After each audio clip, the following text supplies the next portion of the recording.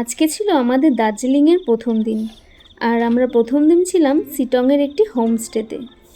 পাহাড়ি রাস্তায় পৌঁছে যখন এখানে এলাম, প্রথমেই পেলাম এক অদ্ভুত শান্তি। শহরের কোলাহল থেকে একদমই আলাদা। এবার তোমাদেরকে দেখাই আমাদের হোমস্টেটা থেকে বাইরের ভিউটা দেখতে কীরকম ছিল।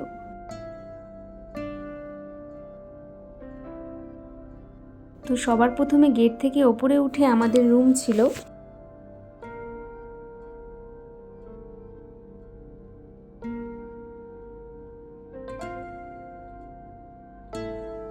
সত্যি বলতে আমার কাছে সবথেকে বেশি ভালো লেগেছে এখানকার ন্যাচারাল ভাইব।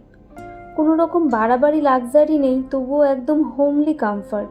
হোমস্টে লাগোয়া ছিল একটা টি গার্ডেন, আর আমাদের ব্যালকনি থেকে বাইরের সৌন্দর্যটা বেশ উপভোগ করা যাচ্ছিল।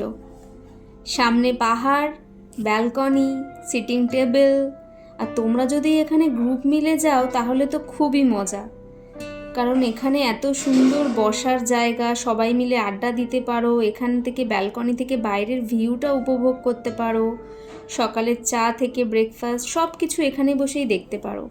এক কাপ চা হাতে নিয়ে তুমি বাইরের কাঞ্চনজঙ্ঘাকে মন ভরে উপভোগ করতে পারো, কারণ ব্যালকনি থেকেই দেখা যাচ্ছিল কাঞ্চনজঙ্ঘাকে। এই হচ্ছে আমার রুম, কাঠের ইন্টেরিয়ার দিয়ে বানানো, যাকে বলে একদমই পাহাড়ি টাচ। আমাদের রুমের ভেতরে ছিল একটা ডাবল বেড, একটা সিঙ্গেল বেড, একটা ড্রেসিং টেবিল, আর ছিল এত সুন্দর একটা জানলা, যেটা থেকেই তুমি বাইরের কাঞ্চনজঙ্ঘাকে দেখতে পারো, যার জন্য তোমাকে ব্যালকনি অবধিও যেতে হবে না, শুধুমাত্র রুমের পর্দা সরালেই তুমি দেখতে পারবে কাঞ্চনজঙ্ঘাকে। বাথরুমটা ছিল আমাদের যেরকম নিট অ্যান্ড ক্লিন, আর ঠিক সেই রকমই সুন্দর। বাথরুমের ভেতরে ছিল একটা বেসিন, মিরর, গিজার। তো এটা হলো আমাদের আজকের হোমস্টের ভিউ। হোমস্টের ডিটেলসটা তোমাদেরকে দেখালাম।